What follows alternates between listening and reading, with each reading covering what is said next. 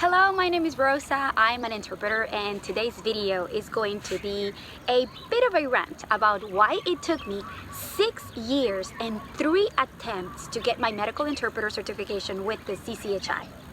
We've been in lockdown for a couple of weeks, and now we are finally able to come back to the beach. And since I don't have any fancy slides to show you, I decided to ditch my blue backdrop and grab my camera to shoot this video at my favorite beach. Please bear with me if the sound quality isn't all that great because I'm outdoors and very close to the water. Anyway, I like to stick to the point even if I'm ranting, so here it goes. I started my certification process with CCHI in 2014 when I was living in Florida. I took the written test and I passed, but then I found out I was moving overseas for a while. Since there are specific testing windows for the oral exam, I couldn't take it before leaving. So I contacted CCHI and they agreed to extend my status as a CHI candidate until my return to the States. When I moved back to the States, I ended up here. And one of my first goals was to finish my certification process. To my surprise, there were no testing sites available in this state for me to take the oral exam. That was very disappointing, but CCHI agreed to extend my status until we could figure this out. In 2018, I traveled to Massachusetts to visit family, and I decided to take that chance to take my first oral test. I had to wait a few months to get my scores because the exam had to be graded after the end of the testing window, and on the very last date of that period, I got an email from CCHI offering me a free retake of the oral exam because there were technical difficulties with my test. That was confusing because when I read free retake, it made it sound as if I had failed and they were giving me a second chance, which was not the case. I felt disappointed knowing that I wasn't going to be able to retake the test since, again, there were no testing sites available in this state at the time, but I decided to move on and forget about the money I had invested in the registration and the written exam, and I pursued my certification with MBCMI. The following year, CCHI announced they had switched to Prometrics as their new provider for their tests. They have several sites here in Hawaii, so I immediately booked an appointment to take my second test. I arrived at the testing site, and obviously this was a new test for them, and I'm sure I was the first person ever to take that test there, so it was quite the experience. They seemed to have no idea it was a timed test, so they kept telling me all these rules for me to step out to take breaks, which I couldn't do.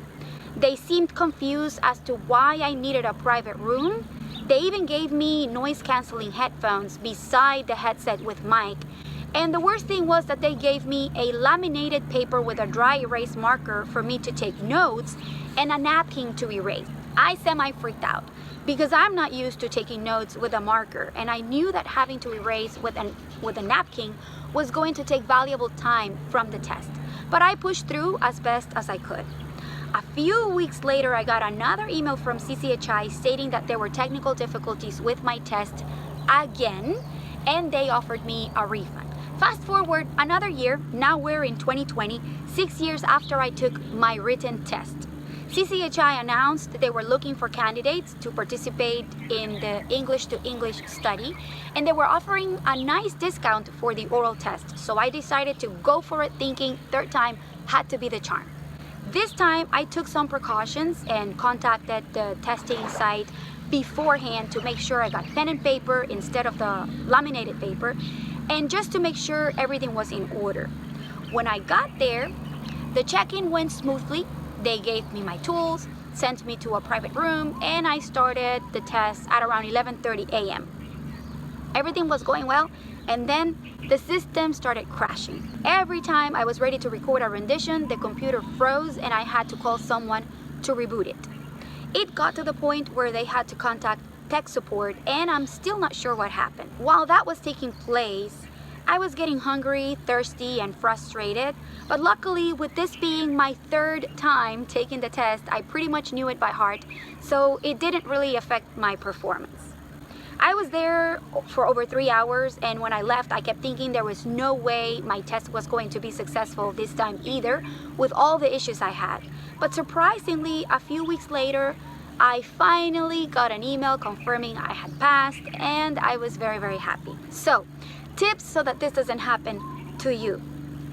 First, reach out to Prometrics before your exam to make sure they have all the information they need to access your test, confirm they know you need a private room, and confirm that they'll give you pen and paper for note-taking and not that dry erase thing that will make you waste valuable time.